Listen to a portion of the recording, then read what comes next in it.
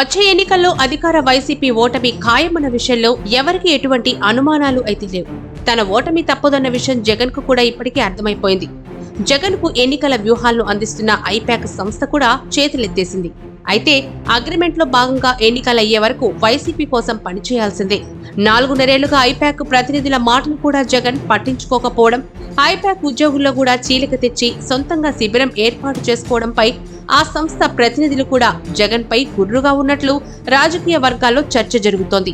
ఉన్నంతలో పనిచేయాలి కనుక అభ్యర్థులను మార్చాలని ఓ సలహా పారేసి ఐపాక్ చేతులు దులిపేసుకుందని అంటున్నారు. ఇక వైసీపీ సిట్టింగులు కూడా ఓటమి ఖాయమన్న భావనతో ఏ నియోజకవర్గంలో పోటీ చేస్తే ఏంటి అంటూ ఎమ్మెల్యేలు ఉసూరుమంటున్నారు. వైసీపీలోనే ఉండి ఓటమి మూటగట్టుకోవడం ఇష్టం లేని వాళ్ళంతా ఇప్పుడు పక్క చూపులు చూస్తున్నారు. మొత్తంగా అభ్యర్థుల మార్పు ఇప్పుడు జగన్ కు కొత్త చిక్కులే తెచ్చిపెట్టింది. వై నాట్ 175 అన్న జగన్ ఇప్పుడు 175 స్థానాల్లో పోటీకి అభ్యర్థులను వెతుక్కోవాల్సిన పనిలో పడ్డారు. తనకి తెలుసో తెలియకో నన్నేం చేస్తారులే అనే అహంకారంతో నేనేం చేస్తే అదే రైట్ అనే భ్రమల్లో జగన్ ఈ 4.5 తనని తానే అష్టదిగ్బంధనం చేసుకున్నారు. ఇప్పుడు ఎన్నికల వేళ ఆ దిగ్బంధనం నుంచి బయటపడే మార్గం లేక గిలగిలలాడుతున్నారు. 4.5 పాలనలో జగన్ బటన్ నొక్కుడుకు తప్ప సమాజంలో ఏ వర్గానికి ఏమీ చేసింది లేదు. ప్రజలు తమ అసంతృప్తిని ఎన్నికల సమయంలో ఓటు ద్వారా చూపుతారు, కానీ ఉద్యోగులు అలా కాదు. ఎన్నికలకు ముందే పాలకుల భరతం పడతారు. సరిగ్గా ఇప్పుడు జగన్మోహన్ రెడ్డి ఉద్యోగులు ప్రభుత్వ వర్గాల నుంచి అసంతృప్తి సెగలతో ఉక్కిరిబిక్కిరైపోతున్నారు. నిన్నటిదాకా నివురుగప్పిన నిప్పులా ఉన్న ఉద్యోగ వర్గాలు ఇప్పుడు నిరసనలతో ఆందోళనలతో ఉగ్రరూపం దాల్చాయి. తమకిచ్చిన హామీలు ఏమయ్యాయి అంటూ నిలదీస్తున్నాయి.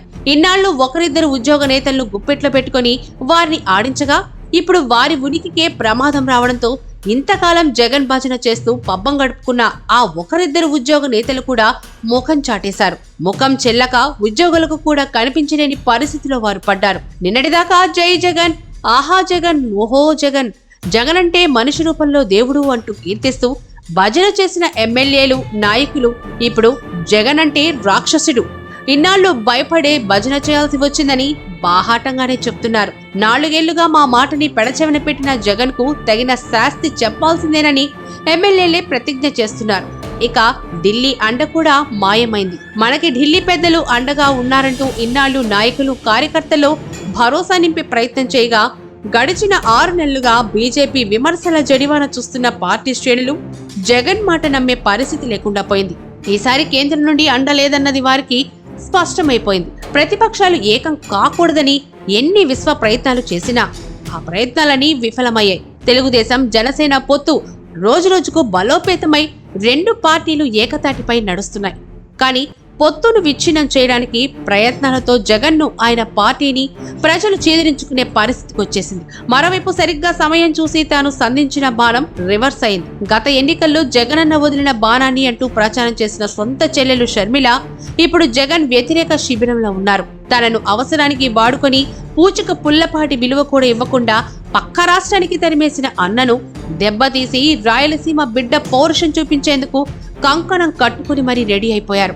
ఇన్నాళ్లు ఏపీ అనే సామ్రాజ్యానికి తానే రారాజుగా భావిస్తున్న తాడేపల్లి ప్యాలెస్ లో కలలు కన్న జగన్మోహన్ రెడ్డికి ఇప్పుడు ఎన్నికల సమయం ఆసన్నమయ్యేసరికి తత్వం బోధపడింది. పరిస్థితి చెయ్యి జారిపోవడంతో ఇప్పుడు తనను, తన అధికారాన్ని ఎలా కాపాడుకోవాలో దిక్కుతోచని పరిస్థితిలో ఉన్నారు. ఇక ఇప్పుడు జగన్ ఏం చేసినా, ఎంతమంది సిట్టింగ్ ఎమ్మెల్యేలను మార్చినా ఒరిగేదేం లేదంటూ పరిశీలకులు విశ్లేషిస్తున్నారు.